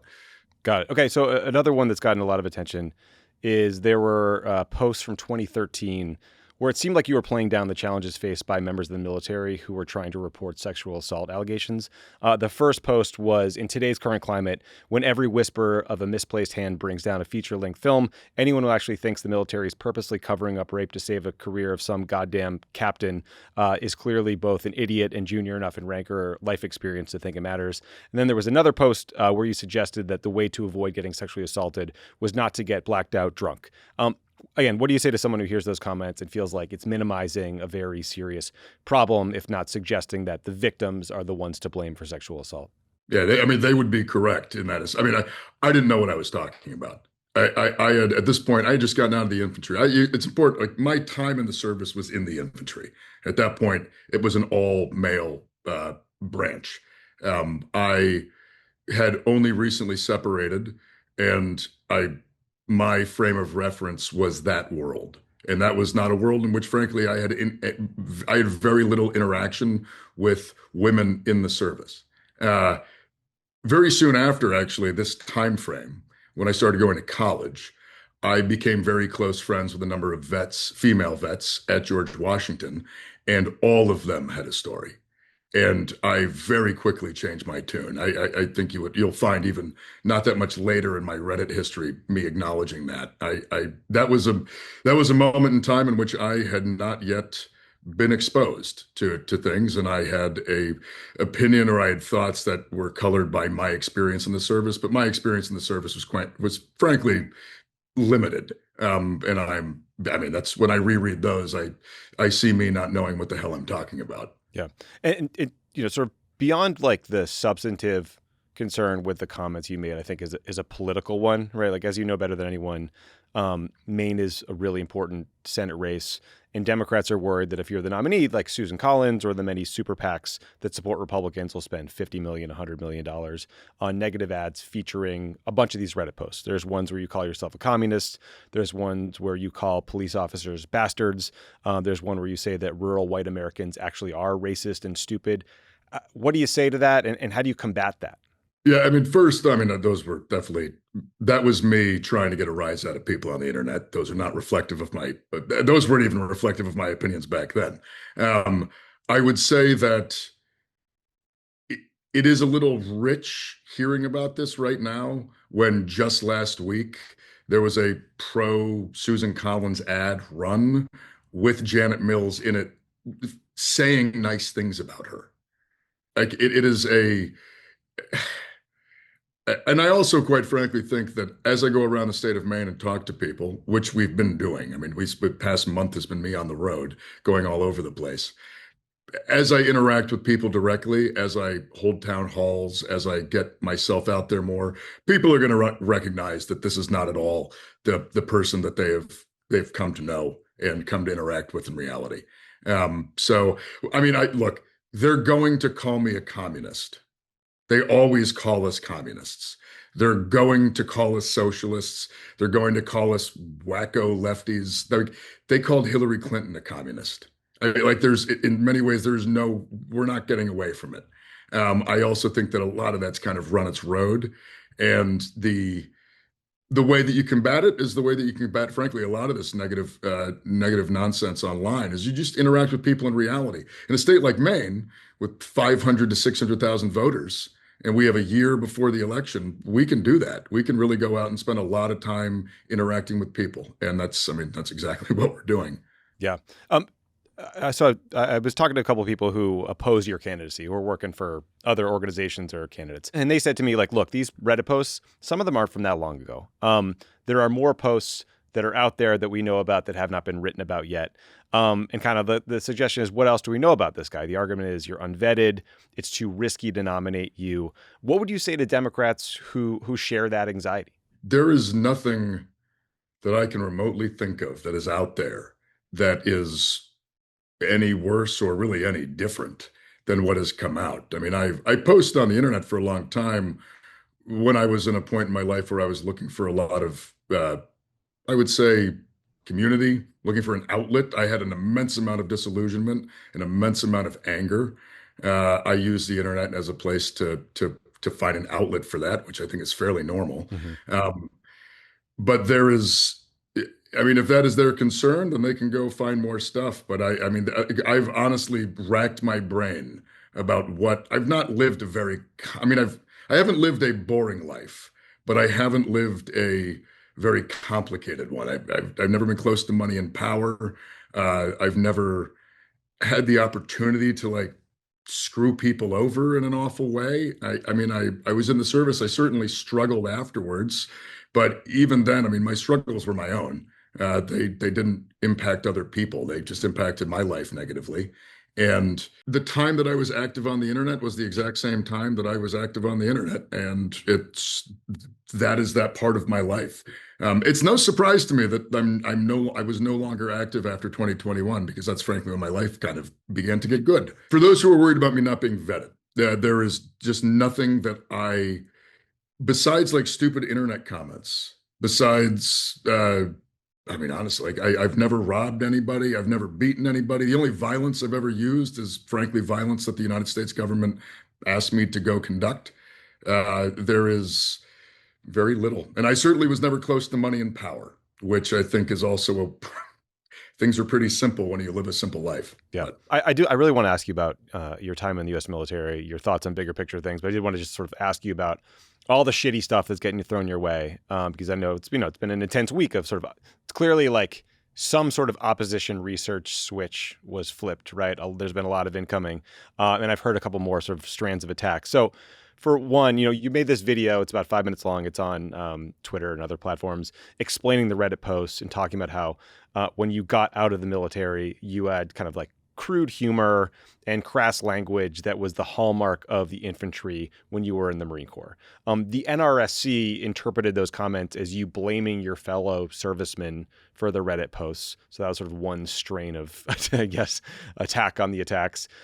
Second, I've heard that there's a whisper campaign questioning whether you should be getting disability benefits for your bad back or your bad knee, because you also released a campaign video where you're swinging a kettlebell. And then, by the way, that's what the kettlebell is for. The bad back. I mean, I've done years and years of physical therapy, And maintaining a strong core is legitimately what keeps my herniated discs from putting me into crippling pain. Like it's amusing to me. It's not amusing, it's infuriating actually, to have people like question my disability rating, question the reason that I'm doing well is because of the help I got. That's the point. That's the purpose of therapy. That's the purpose of support. Like, to look at someone and say, oh my God, look, they're living a good life because after we provided them support and continue to give support for them to live that good life, they're living it, is absurd. Like, what's the pitch here? We're supposed to like strip benefits from disabled veterans? That we're supposed to like look at people with multiple combat tours with banged up bodies and struggles from trauma. We're supposed to look at that and say that like you're not supposed to get help. I mean, this is something that actually deeply angers me. It took me a long time before I was okay with asking for help, because coming out of the infantry when I did, and you can ask any infantryman that came out of the wars the time I did, this was not a thing that we did. There was a taboo around it. There was shame around it. There was this idea that if you did, you were going to no longer be able to get a job, that you'd be ostracized by society. And the fact that like I got through all of that, and when I go to serve again, when I go to run for office in my state, my own party comes after me saying that I am not deserving of the life that I've been able to build with help from the VA because of my military service. That gets me pretty pissed. Yeah. Gets me pretty heated. The suggestion seems to be you shouldn't get better, you know? That's right. Right. Or the idea is that by getting better, you're then just better, and you're no longer in need of the things that got you better. That isn't how any of this works. It's not how physical therapy works. It's not how normal therapy works. It is all for me to run and do this and put myself out here as essentially a very regular person. My wife and I do not live an extravagant life. We have not lived a life of power and wealth. We've lived a very simple one. And this to us feels like a way of giving back and doing something good for the state of Maine and for the world in some ways. And by doing that, I get attacked by Democrats about being a disabled veteran. That, like, what does that even send as a message to other guys who might be, or men and women who are disabled veterans who might want to get involved? This is brutal. Like, getting your life ripped apart and having people go after your military service and go after your struggles afterwards as some like political football, it doesn't feel good. And I don't think anybody's going to look at that and be like, oh, I wish that would happen to me. Yeah. And I mean, if the goal here is to keep disabled veterans from running for office, then they should keep it up. But that seems like a pretty ridiculous goal at a time where the Democratic Party seems to be hemorrhaging demographics of all kinds. You'd think you'd want it to make it more inclusive, not the opposite. Yeah, I would argue, too, that, there's someone who's I've never served in the military. I've worked in politics for a while now. I have noticed that I feel like veterans get held to a higher standard than almost anyone else when people are looking at their record, right? It's like, did John Kerry throw his medals or not? It's like, well, he served in Vietnam and got 2 Purple Hearts and, they were his medals to throw. Right. Yeah. Yeah. Tim Walz, similar thing. It's like, well, he was in for 20 years. Let's pick apart his record anyway. Thank you for addressing that, though. And then, finally, like this one is probably equally as offensive. But, this other person I was talking to said, this person said you were being called a blue falcon on internet forums, which I never heard that term before. But I think the suggestion was maybe you were blaming your service or your PTSD for the Reddit comments rather than taking responsibility. And I just wondered what your thoughts were on that line of attack, because it's sort of similar. Of course not. That's not what I mean. That's literally not what I said. Yeah. I do think explaining the fact that I struggled with alienation, isolation, and the effects of PTSD after my military service, and that's why I was on the internet, frankly, getting in fights with people and shitposting. I'm not trying to blame anything else, but I do think it warrants explanation. And that it was a dark time in my life, man. Like I'm just going to be straight up. I was not doing good for a couple of years there. And it took me a long time, even after I moved back to Maine, even after I started to settle in, it took me a long time to really begin feeling settled again. And like I said, it's no surprise to me that I like stopped really using the internet around 2021, because that's when I'd settled in. I got back from Afghanistan. My last trip was in 2018. So I get back from Afghanistan summer 2018 for my last time over, fully disillusioned, fully convinced that the whole thing was utterly pointless. And that got me really, really cynical for a number of years. And it took about a year and a half, 2 years for me to settle back into, frankly, society. And I'm lucky. I'm immensely lucky that I come from a small town, that I moved back to a small town, that I'm very connected with my neighbors, my community, and my family. I got to meet my wife. I mean, like life got good. Is that what pulled you out of that sort of place of despair? But also, I mean, like there was a time there where I was really down on this whole project. I was really down on because I saw everything as a complete waste. Like I got very nihilistic. I got very critical. And then you settle in and you reconnect with human beings in the real world, not on the internet, but like in the actual world. And you build a community and you find yourself connected with folks. And that entirely rebuilt my faith. It rebuilt my faith in America. It rebuilt my faith in our ability to be what we say we want to be. It rebuilt my faith in people. And I got that because I got to move back to the place that I was from, and because I got the support that I got from the VA to put me in, frankly, a much better place, both materially and mentally. And I got support and help. That's what got me through it. And that's what allowed me to reconnect. And that's what gives me, frankly, the immense amount of hope that I have to undertake this project. I'm not doing this from a place of cynicism or a place of ego. I'm doing this because I honestly think we need to do something different.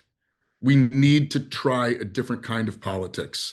What we are doing right now is clearly not working. There is so much resentment. There's so much hate. And coming from a tiny town where a lot of my neighbors and I do not agree on politics, and yet we're all friends. We all know each other. Everybody still supports each other.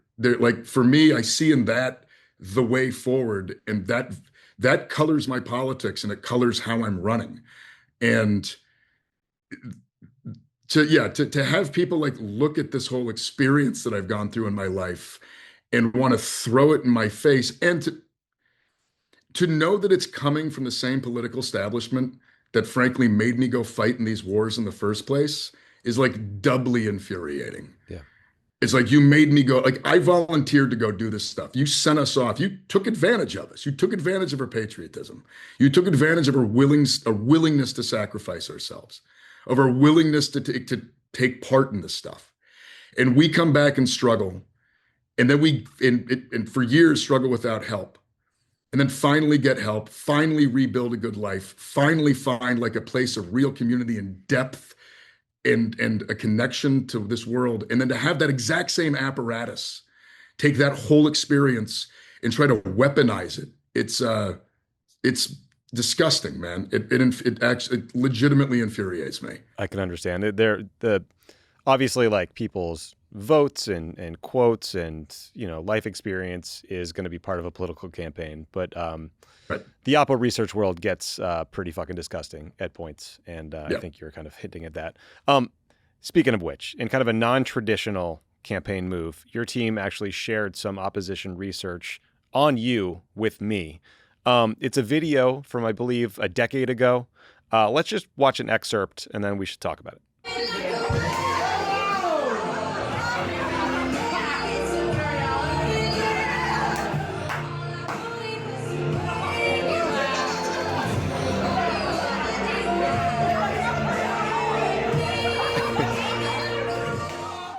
first of all, what we're watching there was Graham wearing just his boxer briefs. Silkies. Those are Marine Corps running shorts. Pardon me. Silkies. First of all, great song choice. Tell us what's happening there, where you are. There's probably some listeners who are very confused. And the reason we are showing this video is because at the very end, you can see a tattoo on your chest. And I've been told that some of your political opponents are telling reporters that that tattoo has a Nazi affiliation. And I would like to know, is that accurate? Are you a secret Nazi? I am not a secret Nazi. Actually, if you read through my Reddit comments, I think you can pretty much figure out where I stand on Nazism, right, and anti-Semitism and racism in general. I would say a lifelong opponent. The video is from my brother's marriage to his wife, to my sister-in-law, who I was serenading. I told them that my wedding gift to them would be my embarrassment. And so I performed a lip sync version of Miley Cyrus's Wrecking Ball to my sister-in-law on the day of her wedding to my brother. And now, of course, that embarrassment, which was mostly just held internally in the family, as we always watch that video at family events and laughed, is now shared with the world. So I feel like I'm just going to give them a wedding gift for the rest of my life. Which is great. I love the reason, by the way, the reason of this video, Saturday was their 10th wedding anniversary. Oh, congrats. And my sister-in-law was showing everybody the video. Nice. And I was like, oh yeah, there it is. There's me being embarrassed. But what we also, yes. So in 2007, I was a machine gun section leader with Kilo Company, 3rd Battalion, 8th Marines. We were on the 2-2 Mu. And it was my third deployment. My previous two had been to Fallujah and then Ramadi, 2006. And we went ashore in Split, Croatia, myself and a few of the other machine gun squad leaders. And we got very inebriated. And we did what Marines on liberty do, and we decided to go get a tattoo. And we went to a tattoo parlor in Split, Croatia, and we chose a terrifying looking skull and crossbones off the wall because we were Marines, and skulls and crossbones are a pretty standard military thing, and we got those tattoos, and then we all moved on with our lives. And I actually joined the Army after that, where I got, I had to go to MEPS. I got screened. Later on, I got a security clearance and a full screen when I went to work for the State Department as a contractor doing security for the ambassador to Afghanistan in 2018. And I've also just lived my entire life like a regular person with the skull and crossbones on their chest, which by that I mean taking my shirt off, performing Miley Cyrus songs in front of my extended family, and to my sister-in-law, and just taking my shirt off at the beach. Right, presumably going to the beach, yeah. I mean, I went to college, I went to the gym, I did all the things, and at no point in this entire experience of my life did anybody ever once say, hey, you're a Nazi. It never came up until we got wind that in the opposition research, somebody was shopping the idea that I was a secret Nazi with a hidden Nazi tattoo. And I can honestly say that if I was trying to hide it, I've not been doing a very good job for the past 18 years. Yeah. So you're a self-described communist, but also a Nazi. I will say the fact that I've managed to go from communist to Nazi in the space of 4 days, according to the people who are trying to do this to me, I find to be quite a spectacular turn of events. But well, like Miley, you've got range. Okay, so like you came into this, you're just you're a normal guy. You want to make the country a better place. Did you know this shit was going to happen? Like, did you go to your staff beforehand being like, look, I was a Reddit shit poster for a long time. There's some things that are going to come out. Let's delete this old account. Like, let's get ready for this. Or has this just been a gut punch of like stuff you've forgotten you'd written coming back at you? I'm an elder millennial. I am well aware that everything I wrote on the internet exists. I know what the Wayback Machine. I mean, the idea that like I went through years on the internet and now think that like there's some way to make that go away is absurd. So no, I mean, and I knew they were going to throw. I knew that they were going to throw the book at me, right? Like I knew that we are up against the machine. We were told not to run this race. I was specifically like, we were sent messages saying we were not supposed to do this. We had to wait our turn. We didn't have permission. And that if we did it, they were going to try to just destroy my life. And that is what they're trying to do. I will say the Nazi part did not see that coming. Sorry. That one's out of right field, I guess. Yeah. But I was early on, like, look, I posted on Reddit for years. I'm sure I said some dumb stuff. It was also a dark time in my life. I also used to like get drunk and post on Reddit because that was fun when I was angry and alone. And pretty sure that accounts for most of my bad behavior. Again, not trying to make excuses. It was me. I did it. And the things that I said that I do, I mean, there are things that I said, there are words that I use that I'm utterly horrified by. And I'm not blaming anybody else, but the idea that like that a person cannot like evolve and grow from years ago is, I think, pretty laughable to the average human being, especially at this day and age. Everybody's posted something stupid on the internet. But yeah. I look, for what it's worth, I also appreciate that you wanted to come on here and talk about this stuff and just have a shitty, uncomfortable conversation, because how else are you going to move through this? The thing that people hate about this, I mean, like the thing that I've hated about politics for a long time is that people are not real, right? Like there's this whole thing, there's a show that gets put on. It feels so devoid of emotion. It feels sort of devoid of depth. It's always driven me insane. And like I knew some of this stuff was going to come. I knew that I was going to have conversations like this at some point. And I think the way to deal with this stuff is you take responsibility for it. You offer explanation. You also show how it isn't you anymore at all. And I think, frankly, I mean, I'm very proud of the person I am today. I'm very proud of my politics. I'm very proud of the work I've done in my community for years. I'm very proud of like the relationships I've built. I'm proud of my marriage. Like I'm proud of all of these things. And I don't get any of this without having gone through all of that. I don't think that we need to come up with bigger structural solutions to our problems without getting disillusioned. Mm-hmm. I needed to get disillusioned before I thought that maybe the thing that we have now is not the answer. Like it is. And then I needed to get really disillusioned. And then I had to rebuild some faith. I had to rebuild hope in my community, which came from actual like work and therapy. I mean, if there's one thing I can say, I went to therapy for years. I still go to therapy. Super helpful.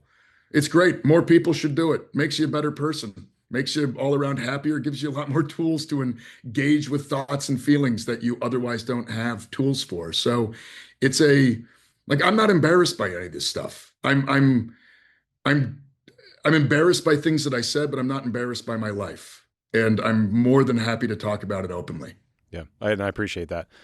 Last question on internet comments. You never posted on the website Nude Africa, right? I did not. Okay. I avoided that one. Thank God. Yep. In fact, but oh boy, I remember that story. Mr. Mark Robinson, we miss you. Okay. Tiny soldier, I think. Something like that. Wow, you have a good memory. So you enlisted in the Marine Corps. You deployed to Iraq in 2005. You got back. You later enlisted in the Army, and then you did this additional tour of duty in Afghanistan. Can you tell us about what were those deployments like for you? What did they teach you about yourself and about the United States? Like, take us through that journey. Yeah, I joined up in 2004. I was 19, and I joined the infantry. I wanted to fight. I wanted to be a soldier since the day, as long as I can remember, I wanted to be a soldier. I joined the Marine Corps because the Marine Corps had the reputation as being the Marine Corps. I mean, if you want to fight, then you join the infantry and you join that's everybody knows Marine Corps combat infantry. That's where the action is. And I did not get disappointed. I joined in February of 2004, and I was on my first deployment in January of 2005, outside of Fallujah. We operated from Abu Ghraib prison. We just used it as a patrol base. I wasn't involved. This was after. Abu Ghraib prison area, Nasr wa Salam, Al Karma, pretty much the area to the to the east of Fallujah proper. We were there for 7 to 8 months, came back, was home for 5 months, and we redeployed to Ramadi in, I believe it was February of 2006, February or March. And then I spent 8 months in Ramadi, and that was the most intense of my deployments, hands down. Ramadi 2006 was I mean, that was wildly like violent, notoriously horrifying time there, right? Yeah, and I was a Kilo company, the company I was with. We were tasked with the defense of the government center, which was the capital building of Al Anbar province. So essentially, anybody that had a grievance with the occupation came on down to the Gov Center and expressed your unhappiness, generally with RPGs or mortar rounds or direct fire. So it was an intense deployment. It was very violent. It was an immensely violent city at the time. Al-Qaeda in Iraq had really consolidated itself within the city at that point. So there was just an immense amount of violence against us, immense amount of violence that we were committing. The civilians in the city suffered immensely from, frankly, just being in the middle of all of it. It was hard. It was a very, very hard deployment. I don't think you'll find anybody who fought in Ramadi in 2006 who will say otherwise. Got back from that deployment. At this point, I was a corporal. I'd served as the machine gun section leader, and I had the opportunity to either get out of the Marine Corps or extend for a few months and redeploy with my unit. And so myself and frankly a bunch of the guys with 2 deployments under their belts who were all in leadership roles at this point, we pretty much all extended so we could stick around for that next deployment, which we thought was going to Afghanistan. And then it wound up being the 2-2 Mu, which meant that we primarily bounced around the Mediterranean and the Indian Ocean, did some anti-piracy operations off Somalia, went ashore in Kuwait, did some training in support of and some stuff in support of OIF. Mostly though, it was going to Liberty ports, which means you pull into a port, and Marines and sailors get to go ashore and have an evening ashore and get to drink and party, which is fun when you are 22, 23 years old, and at that point suffering from an immense amount of trauma. So there was a lot of heavy drinking back then. I mean, the infantry is always historically a heavy drinking place, but going ashore and partying pretty hard, getting tattoos, that was kind of the bulk of it. Got home from that deployment, got out of the Marine Corps. I'd been accepted to college, George Washington University in DC, started at GW, promptly realized that I was not ready for that. It was 2008. The war was still on. Buddies were still deploying. I really felt like I was kind of not pulling my weight. So I wound up going to reenlist in the Marine Corps. But I have sleeve tattoos, forearm tattoos, and the Marine Corps changed the rules. 2007, they changed the MAR admin. Yeah, so no more sleeve tattoos, even though I got them all they're literally Marine Corps tattoos. I mean, it's an Eagle Globe and Anchor. It's 0331, my MOS. What a stupid fucking rule. Okay. Yeah, well, if any Marines are watching this who are in around the time I was in, they're all nodding along because they know how stupid it's like. It drove everybody insane. Needless to say, couldn't reenlist into the Marine Corps because of my sleeve tattoos. Went to the Army. Army doesn't care about tattoos below your or showing on your forearms, and so I joined the Army as an 11 Bravo and infantry as well, and went to a long-range surveillance company and became a reconnaissance and surveillance team leader, and then deployed to Afghanistan in 2010, 2011, in support of a rifle company from Iowa. And I served as a rifle team leader and a rifle squad leader in Northeast Afghanistan. Got back from that deployment in 2011 and got out of the Army in 2012. And so you served in both of the post 9/11 wars. I mean, was the takeaway was the same in each theater, just sort of like disillusionment with the mission, the cause, the purpose, everything? When I got out of the Marine Corps, the big issue was that I had felt we were doing things wrong. I believed in coin. I believed in counterinsurgency doctrine. I really thought that there was this kind of like intellectual way of fighting the war where we were going to connect with civilians, we were going to build relationships, build this whole thing, and that Yeah. we were going to, and when I went to college, that was kind of my idea. I was like, okay, I'm going to like engage with these more intellectual concepts. This is going to give me a better foundation. I'm going to go back into the military with this foundation, so we do this right.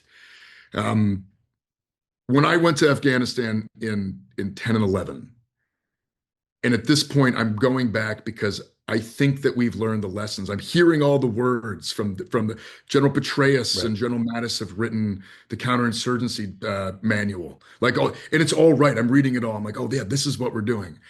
And then I went to Afghanistan, and we were doing the exact same bullshit. We called it different things. We used different words. It was the same bullshit. It was just metrics. It was like, how much money did we spend? How many people did we kill? How many buildings did we build, even if they're now empty and nobody's using them? It was like nobody ever asked like, how much better off are the Afghans in this part of Afghanistan than when you got here? Mm-hmm. Nobody was ever interested in that question. It was just all these metrics. And I was just, I left in 2011. My mom can attest. I got home from that deployment and I was like, we need to leave this place yesterday. Like, we are going to lose this war. This was in 2011. Yeah. I'm like, there's nobody knows what we're doing. There's no plan. I mean, it's a joke. And that was when I began to get incredibly critical of US foreign policy. Everything I had taken part in felt like it had zero value. Then 2014 rolls around, or 15, and then like Fallujah and Ramadi fall to ISIS. Yeah. And I was like, all right. Yeah. I'm just like, what was the point of any of this? This was like the most, like, and I took part in this. Some of these deployments were just immensely violent. And, I watched friends die. I watched friends get seriously injured. We killed people. I mean, like, it was I wasn't JD Vance. I wasn't writing up like a report on Camp Fallujah. Like, we were fighting the war. And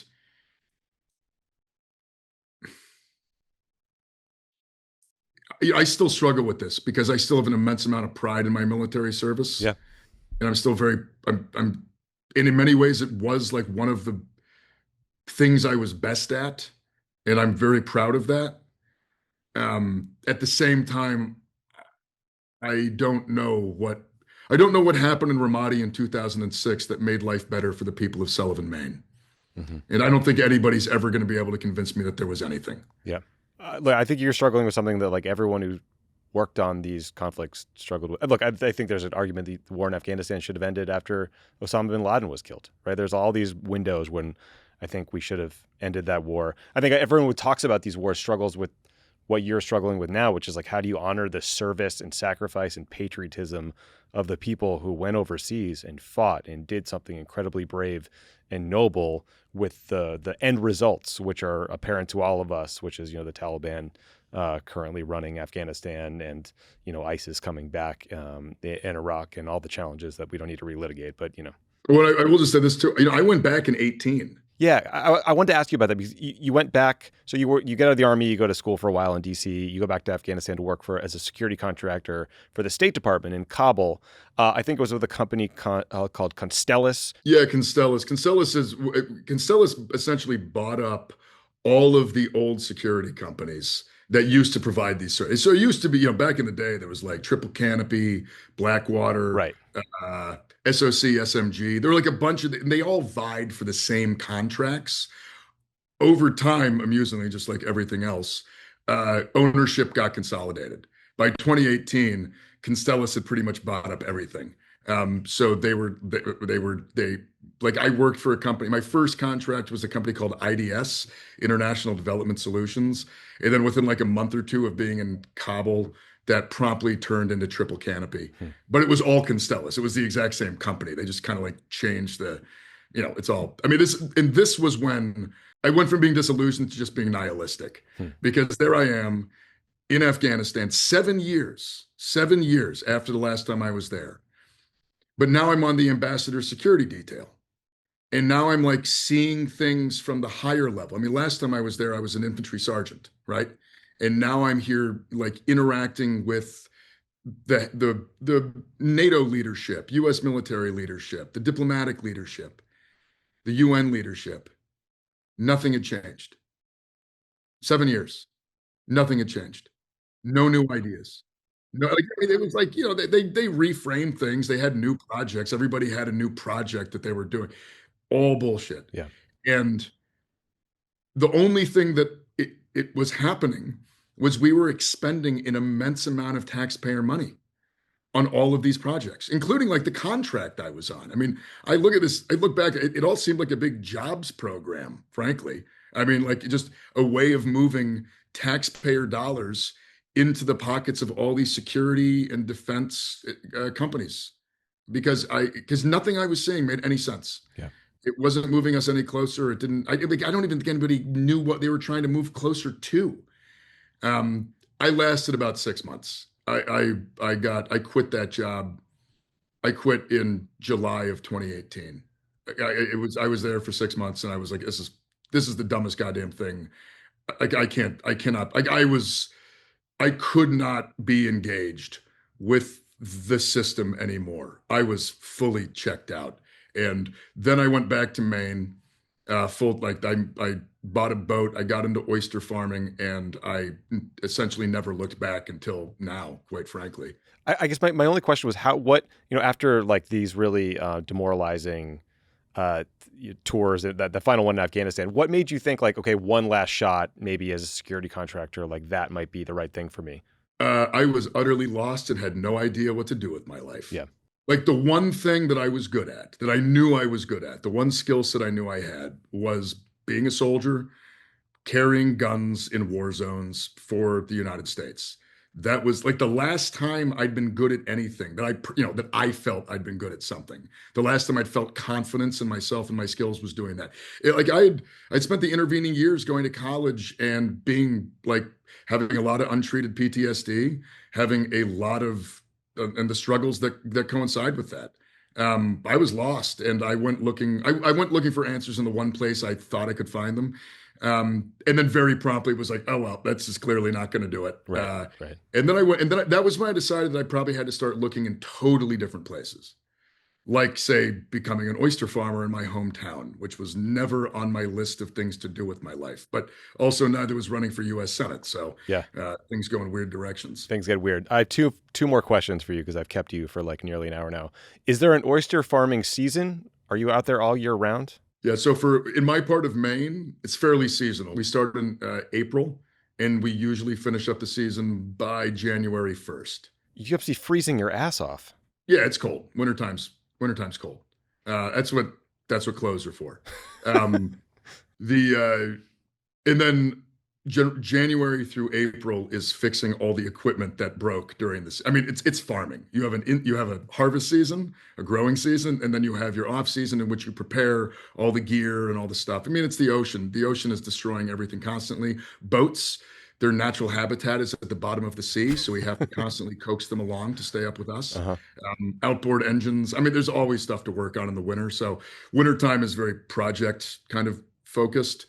And then April through January is when we're kind of in like it's very, I'm not going to get into details. It'll take hours, but there's a lot of kind of ups and downs to how the oyster season works. But it saved my life. It absolutely, like being able to become connected with like the sea, making a living on the ocean by myself. I mean, I spent so many of those early years on the boat alone, which frankly was like just everything I needed. And if I hadn't done that, I would not be where I am, without question. It's growing food. I love farming. It's such a beautiful thing. It sounds cool and it sounds fun. I'm just a huge wimp, and being on a boat in Maine in January sounds challenging, but you're clearly tougher than I am. Well, it feeds my inner infantryman that still enjoys a little bit of suffering. So. Yeah, you embrace the suck. Yeah. Big picture, final question. What is broken with the Democratic Party today, and how are you different, and how do you want to fix it? First and foremost, I think the Democratic Party is no longer representative of Democrats. So when I've spent the past month going all over the state of Maine, holding town halls. I don't meet a single Democrat in real life who thinks that raising taxes on the wealthy to pay for healthcare is a bad idea.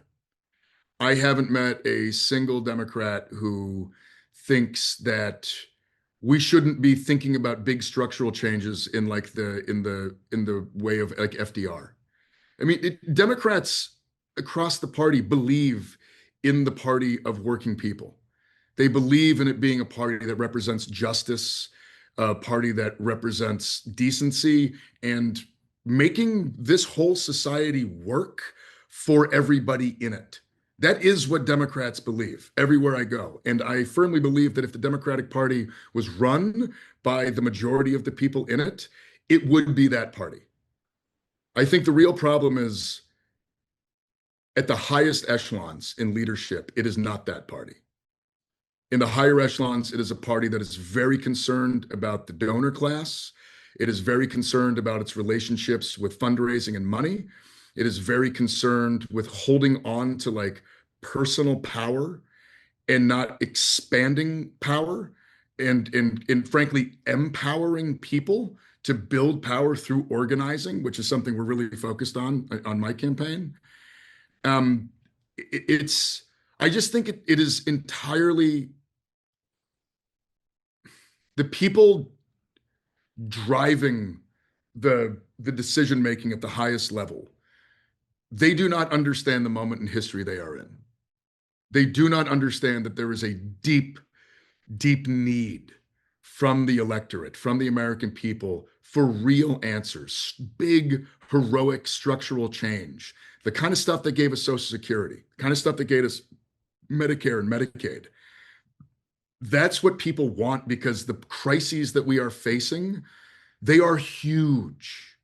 We are not talking about stuff that can be fixed with a block grant here or a tax credit there. We need to be thinking big again. And so many people in this country want that. And they understand that they are living in a system that has been built to screw them. And it's been built by these same people. It's the same people that sent me to Iraq. It's the same people that sent me back to Afghanistan. The same people that over and over and over again do not show up to fight for big, courageous change for American working people. That's what people want out of the Democratic Party. That's why I am a Democrat. It's why I'm running as a Democrat. I believe in that kind of Democratic Party. And that's what we're trying to build. And yet the leadership of the party sees that across the country, sees candidates across the country that represent that. And its only response is to crush them. Its only response is to try to bury people, rip their lives apart, call them communists and Nazis within 4 days of each other. Just try to like embarrass people, I guess. And we're not going to get working people into politics. We're not going to get a politics that represents everyday Americans, all of whom have lived complicated lives, all of whom who have lived lives that are based around evolving as people. We're not getting that. We're not going to get that if this is what the party does. And we have to beat them. That's the only, I mean, for me, that's the only option. We have to build power and we have to beat them. And that's why I like all of this stuff. There's nothing these people can take from me that I actually treasure in my life. They can't take the town of Sullivan, Maine. They can't take my boats. My oyster farm is still there. My friends are still there. My neighbors are still there. My wife, my family. That's the stuff that I take seriously. All this other stuff, you can like rip my life apart, call me whatever names you want, insinuate whatever you want, but I'm not in this for myself. I'm in this because we need to do something totally different. And if the sacrifice that's required is getting dragged through the mud, then so be it. And I'm staying in this thing because of that. So, well, Graham Platner, thank you so much for doing the show. I really appreciate your time and for being willing to talk about all this stuff, and hope to see you again soon. Thanks, man. I really appreciate it. That's our show for today. Thanks to Graham Platner for coming on. Dan and I will be back with a new pod on Friday. Talk to you then.